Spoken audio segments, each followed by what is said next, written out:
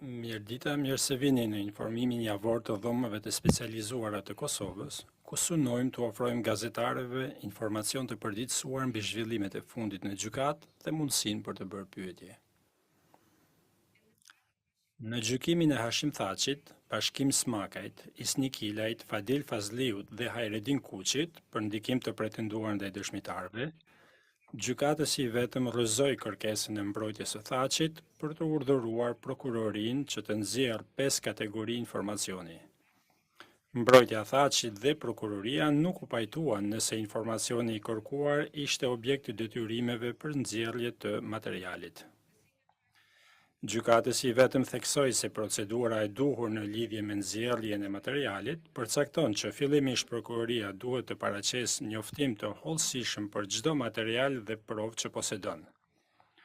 Bazuar në këtë njoftim, mbrojtja mund të kërkojë nxjerrjen e materialit konkret dhe, në qoftë se prokuroria nuk pajtohet, mund ta ngrenë këtë aspekt para trupit gjykues. Rrjedhimisht, gjykatësi vetëm urdhëroi prokurorinë të dorëzojë njoftim të përditësuar kur renditen dokumentet, nëse ka, nga 5 kategoritë që kërkon mbrojtja e Thaçit. Gjykatësi vetëm theksoi se rregulloria parasheh disa kufizime në lidhje me detyrimet e prokurorisë për nxjerrje të materialit. Ndërto përfshihen për shembull transkriptet e diskutimeve të brendshme ose memorandumeve të brendshme. Në këtë çështje gjyqësore janë planifikuar seanca gjatë javës 11-15 maj nga ora 9:30 deri në orën 16:30. Më 30 prill, gjykatësi vetëm miratoi një kërkesë të Isni Kilajt, Bashnik Smakajt dhe Hajredin Kuçit, që në seancat e ardhshme të paraqitjes së provave nga mbrojtja të marrin pjesë nga distanca përmes videolidhjes.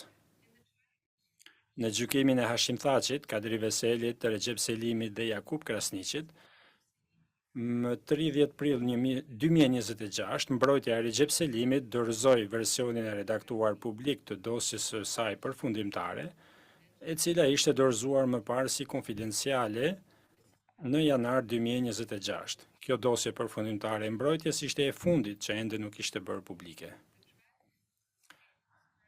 Aktualisht trupi gjykues në këtë çështje gjyqësore është në fazën e kuvendimeve. Afati për nxjerrjen e aktgjykimit varet nga secila çështje. Rregulloria përcakton se trupi gjykues ka 90 ditë për të arritur një verdikt, por mund të shtyjë kuvendimet përtej 90 ditëve në rast se, për shkak të rrethanave, kërkohet më shumë kohë. Data e saktë e shpalljes së verdiktit në këtë çështje nuk dihet ende, por publiku do të njoftohet kur gjykatësit të caktojnë datën.